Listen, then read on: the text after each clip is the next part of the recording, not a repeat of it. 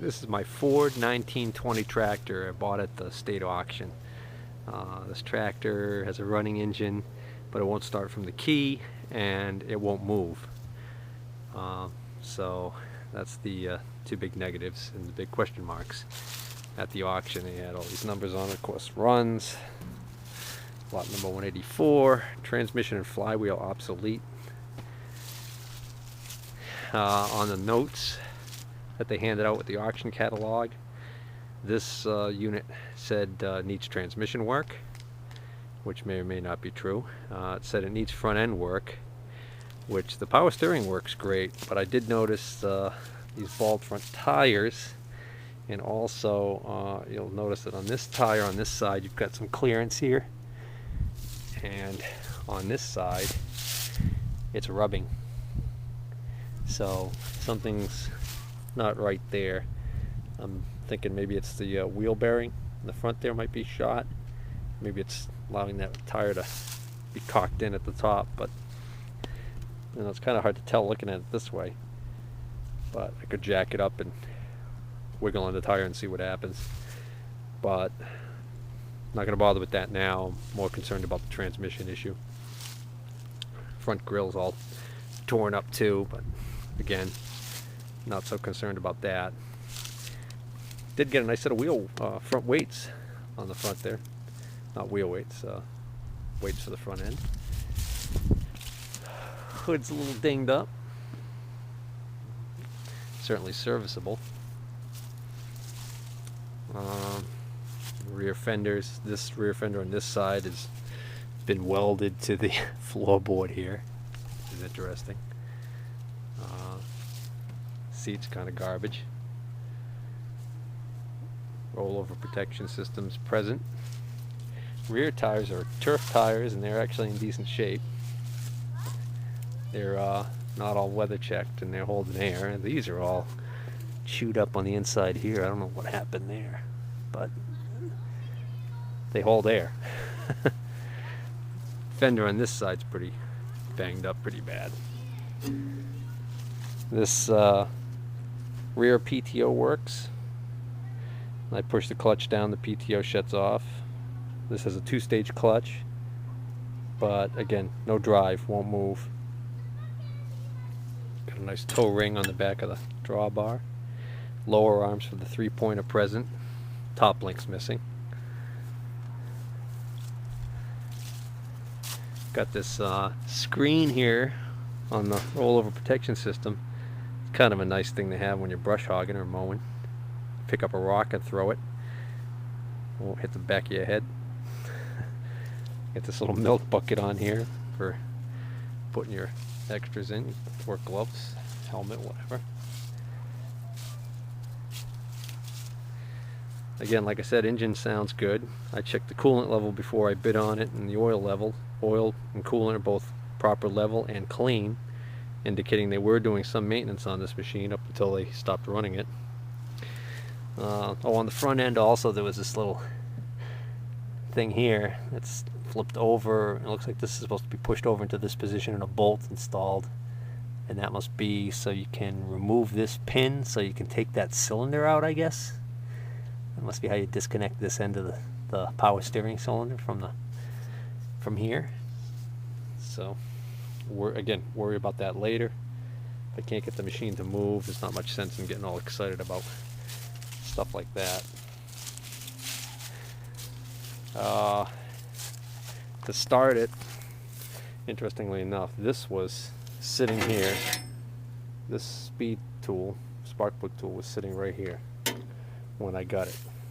Perfect thing to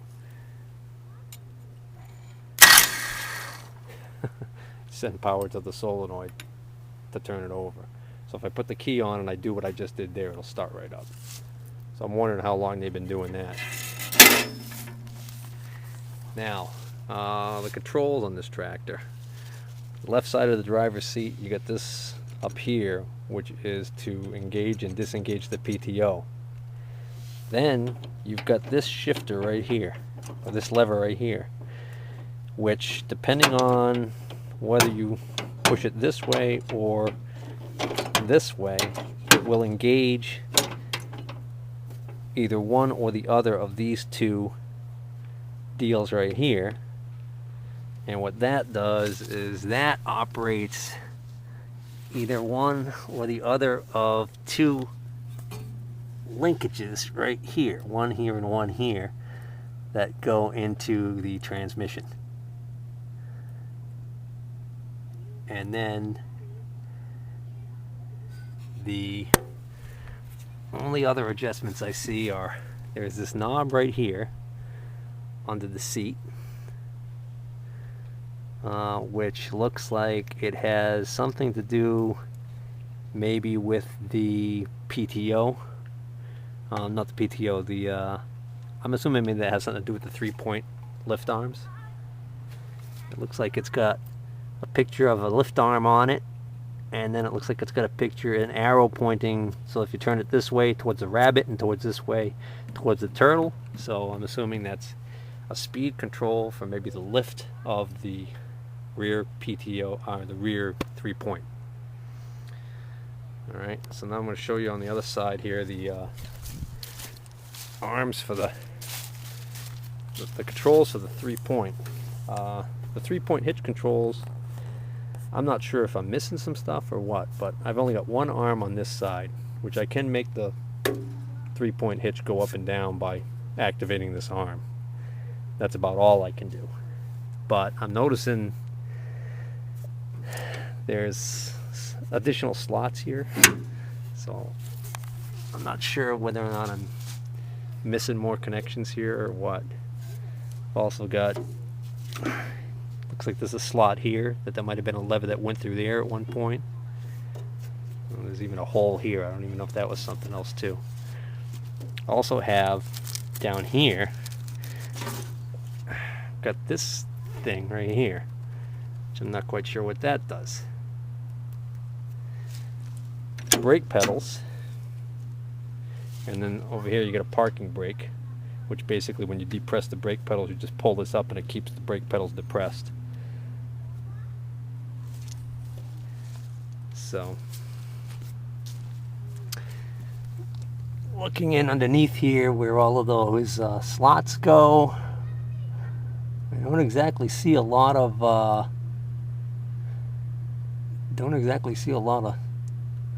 places for additional levers or rods to hook up to, so I'm kind of thinking maybe those are just used on different models for different things.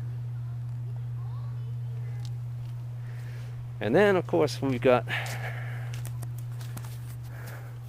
looks like the shifter here, and big hunk of the plastic dashboard busted out, and this screw missing here, and this kind of pried up.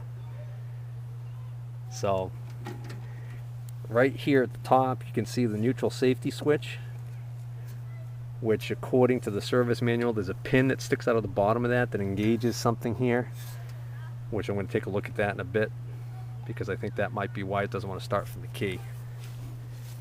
If I turn the key on, I get the this symbol up here, lights, which looks like it's the low oil. If I turn the key, as I turn the key, I get 5 out of 6 lights on the dash here, light, but no crank.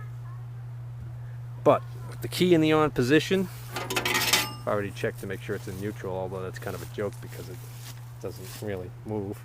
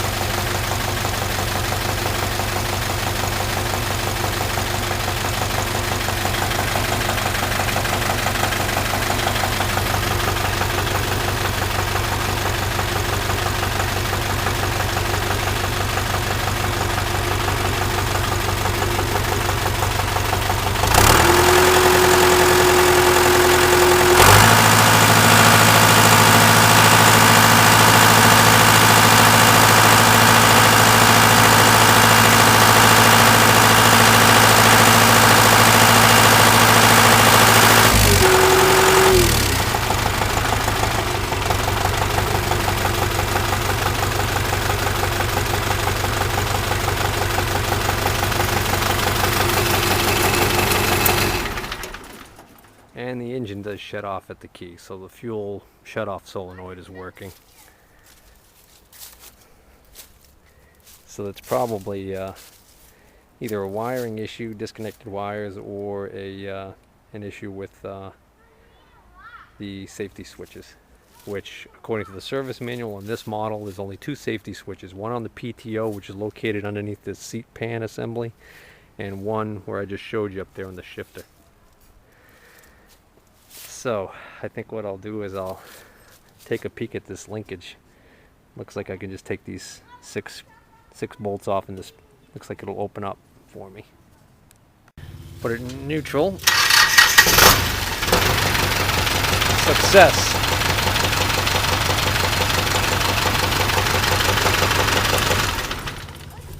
So, one problem solved, and for $0, which is always nice.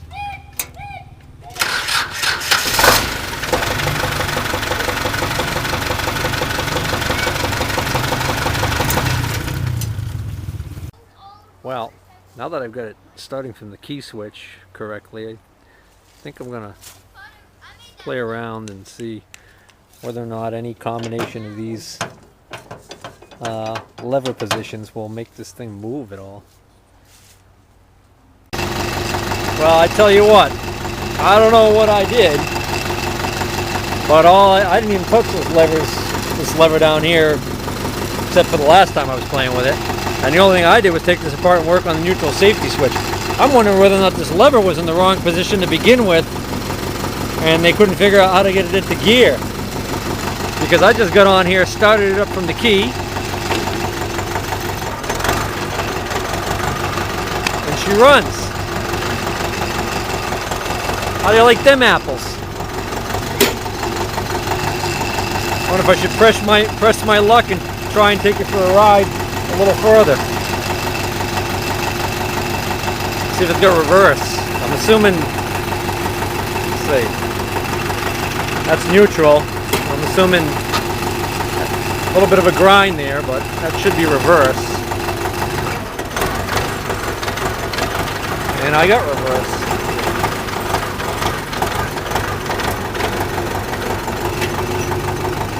I got brakes too. I'm taking it for a ride.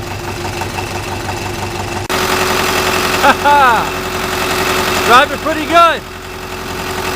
Crawling along real slow, so I decided to try this lever. You push this lever to the outside, out that way, and down. That must be the high range, because it goes pretty good.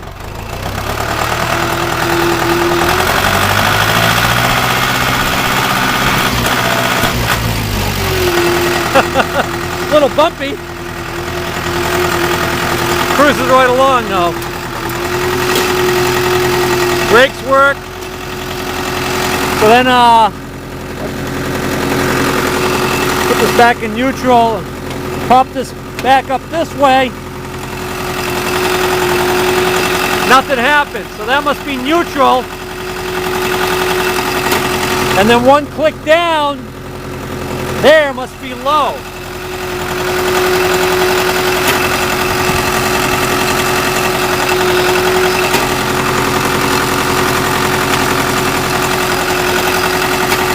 Oh, I forgot to put it back in gear. All right, hold on. All right, so all the way up here, it's pretty slow.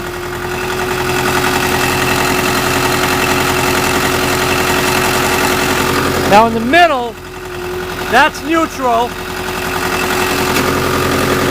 And then down here, that's high gear. Okay, all right, cool. So high is forward, middle is neutral, and rear is low. But I still don't know what. If I put it back in neutral, that's in neutral now. If I put it back in neutral, I can engage this other side here, but I don't know what that does. So maybe somebody could tell me what that is for.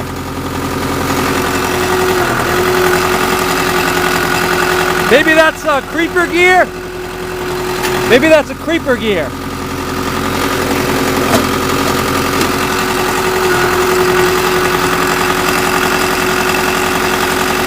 Yeah, maybe that's creeper gear, because it seems like maybe that's really slow.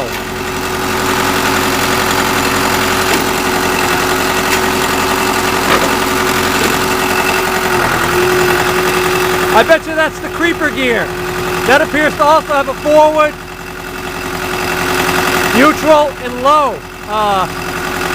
Not forward.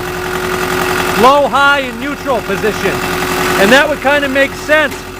So basically what they're saying here is you can't engage this gearing unless you bring this back to neutral and bring this over, and then you can engage this gearing. So you get a low, neutral, high, low, neutral, high, and then you got your forward and neutral and reverse over here. So somehow that gives you some damn combination of gearing, which we got a chart over here, but I don't know. I have to look at it and see if I can figure out how the hell that works. All right, but hey, it moves. That's all I care about right now.